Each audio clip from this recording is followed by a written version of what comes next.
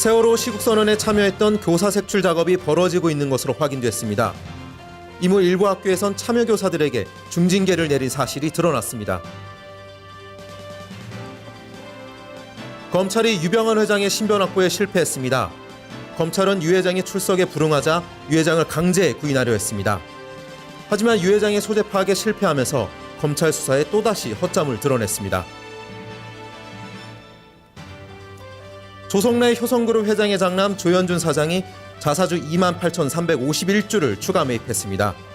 이로써 조 사장의 지분율은 10.14%로 이대주주 자리를 더욱 공고히 했습니다. 재계에서는 경영권 승계를 염두한 것으로 보고 있습니다. 일부 손해보험사들의 지급 여력이 크게 악화된 것으로 나타났습니다. 재무 건전성 최저 기준은 상회했지만 당국이 권고하는 수준까지 떨어졌습니다. 금융당국은 자본 확충을 통해 재무 건전성을 높일 방침입니다. 세월호 시국선언에 참여했던 교사들을 색출하는 작업이 벌어지고 있습니다. 시국선언에 참여했던 교사들에 따르면 학교장이 시국선언에 이름 올린 교사들을 면담하고 본인 여부와 함께 중징계 방침을 통보했습니다. 이미 경기도 고양시 소재 한 중학교에서 12명의 교사가 중징계 통보를 받은 데 이어 경기도 의정부시의 한 학교에서도 똑같은 방법으로 색출 작업이 진행된 것으로 전해졌습니다. 이런 색출 작업은 교육부가 교사 선언을 위법하다며 각 시도교육청에 해당 자료를 엄정 조치하라고 요청했기 때문입니다.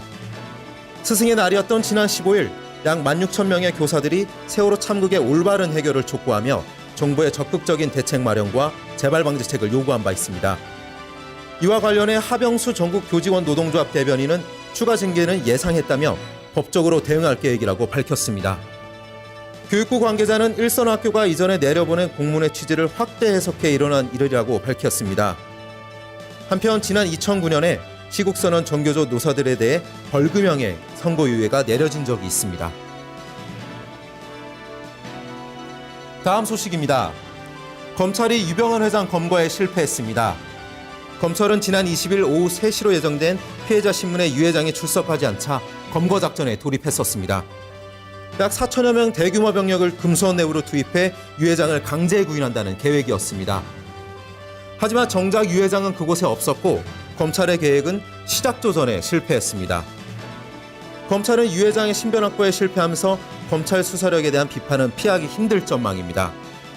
더구나 유 회장뿐만 아니라 그녀 자녀들의 소재 파악조차 못하고 있는 터라 향후 거센 비난이 일 것으로 예상됩니다.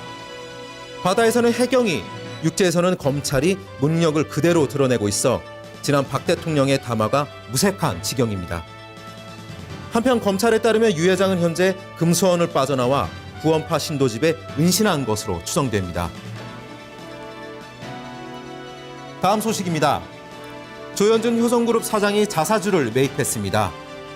지난 20일 금융감독원 전자공시 시스템에 따르면 조 사장은 지난 13일과 14일 총 28,351주를 매입했습니다. 이로써 조 사장의 지분율은 지난 8일 10.06%에서 10.14%로 소폭 올랐습니다. 조 사장은 지난달 29일과 30일 그리고 지난 2일에도 자사주 총 37,700주를 매입했었습니다. 조 사장의 연이은 자사주 매입을 두고 업계에서는 경영권 승계를 염두에 둔 행보로 보고 있습니다. 경영권 방어를 위한 추가 매입 가능성도 제기됐습니다. 조현문 전 부사장이 회사를 떠나면서 보유 지분을 전량 매각해 최대 주주 및 특수관계인 지분이 30% 이하로 떨어졌었습니다. 이후 조 사장 등이 특수관계인 지분을 끌어올리기 위해 자사주 매입에 적극 나섰고 현재 최대 주주 및 특수관계인 지분은 30.3%입니다. 한편 조 사장은 최대 주주인 조성래 회장에 이어 두 번째로 높은 지분을 보유하고 있습니다. 지분차는 0.18%포인트로 좁혀졌습니다. 반면 동생인 조현상 부사장과의 지분율은 0.96%포인트로 벌어지게 됐습니다. 효성 관계자는 조 사장의 지분 매입은 후계 구도와 무관하다며 경영권과 주가 방어 차원에서 지분 매입에 나선 것이라고 말했습니다. 마지막 소식입니다. 일부 손해보험사들의 재무 건전성이 취약한 것으로 드러났습니다. 지난 20일 금융감독원이 발표한 3월 말 보험회사 지급여력 비율 현황에 따르며 악사손해보험, 롯데손해보험 등 총 5개 손해보험사들의 RBC 비율이 금융당국의 권고 수준까지 떨어졌습니다. 악사손해보험 RBC 비율은 지난 3월 말 152.8%를 기록했고 롯데손해보험과 흥국화재는 각각 153.1%, 155.4%까지 하락했습니다. RBC 비율은 지출해야 할 자본에 비해서 보유하고 있는 자본의 양을 나타내는 지급 여력을 의미합니다. 현재 보험업법상 RBC 비율을 100% 이상을 유지해야 하지만 당국은 150% 이상을 권고하고 있습니다. 손보사들의 RBC 비율이 하락한 것은 보험 리스크 산출 기준을 국제 수준으로 강화했기 때문으로 분석됐습니다.